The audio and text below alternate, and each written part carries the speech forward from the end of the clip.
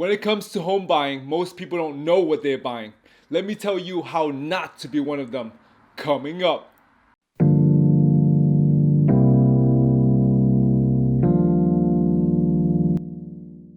What's up everybody, my name is David. This channel is about documenting my home buying journey and also giving some tips to new home buyers. So if you're interested, please hit that subscribe button below and let's start the process of getting us home. So while you're saving money for a home, another thing you can do is to create a comprehensive checklist of all the things that you would want in a home. I find it easier to list them all out in the Microsoft Excel sheet. Having a checklist is knowing what you're buying. Most people don't know what they're buying. They go to an open house for half an hour and then they put in an offer for something that they don't fully understand. They have this belief that their realtor will figure out every single little detail for them. But in reality, realtors just want you to buy something really fast. It doesn't matter what. And then they can just take the commission and move on from you. That's it. So it's really on you to be cognizant of what you're buying. And being cognizant means making a checklist. For every single house you check out, you go down this checklist. In this video, I'll show you how I format my checklist. This is my checklist right here. Front and back in small fonts. And I will have a video for each one of these items on my checklist so that you can have a better idea for what to put on yours.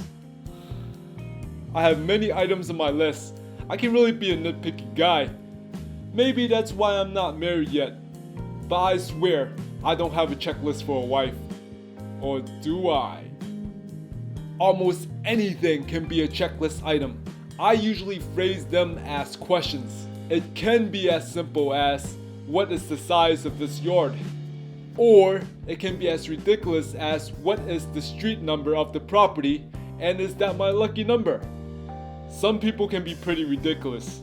Not me. I swear. So in your Microsoft Excel spreadsheet, you have one column and you list out every single item in your checklist. Next column, you have space to answer those questions for those checklist items. We can use the backyard size example, and in the second column, you can just put either small, medium, or large. In the third column, you have some space to say whether or not you can accept the size of the yard. If you like the size, put yes.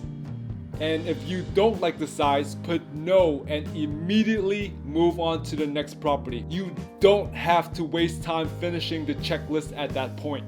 If the size of the yard is not exactly what you want, but you can compromise it, just put compromise in the third column. Like finding love, there is no perfect house. So expect to compromise on some things. So your checklist should be very simple. In the first column, as we talked about, you have every single item in your checklist listed out. In your second column, you have all the answers to the questions that stem from the first column. And in the third column, you write whether or not you accept it or you don't accept it or you can compromise it. You go down this checklist for every single house that you're interested in.